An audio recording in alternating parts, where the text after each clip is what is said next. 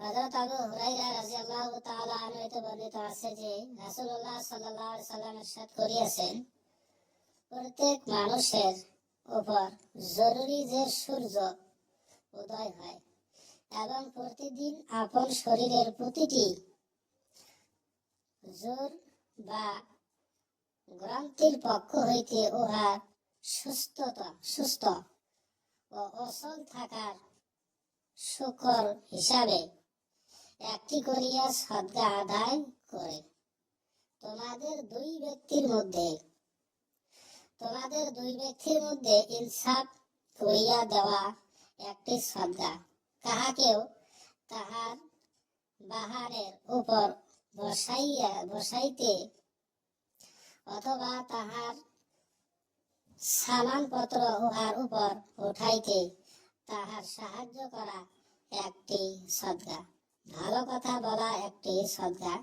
নামাজের জন্য যে কদম ওঠাও উহাও প্রতিটি একটি সদকা।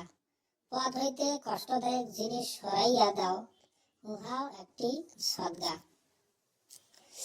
আল্লাহ নবী বলছে যে মানুষের অঙ্গে প্রত্যঙ্গে যেগুলি জোড়া আছে সেগুলি জোড়ার বিনিময়ে আল্লাহ তাআলা বলছে যে তোমরা বেশি বেশি সদকা করো। একটা করে জোড়ার বিনিময়ে একটা করে সদকা। সদকা কিভাবে করবো? দুই জনের ভিতরে যদি ইনসাফ করে ওটা একটা সদকা। তারপরে একজন মানুষ একটা বোঝা নিয়ে যাইতেছে আর আপনার গাড়ি আছে, সে গাড়ি করে তার বোঝাটা একটু বহন করলেন, এই বহন করার বিনিময়ে একটি সদকা হয়ে গেল। এই জন্য সদকা বহু রকমের আছে।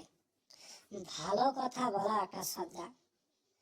নামাজের জন্য যে কটা মানুষ কায়দে, যে কটা মানুষ পা ফেলায়, যতগুলো পা ফেলায় ততগুলো সদকা।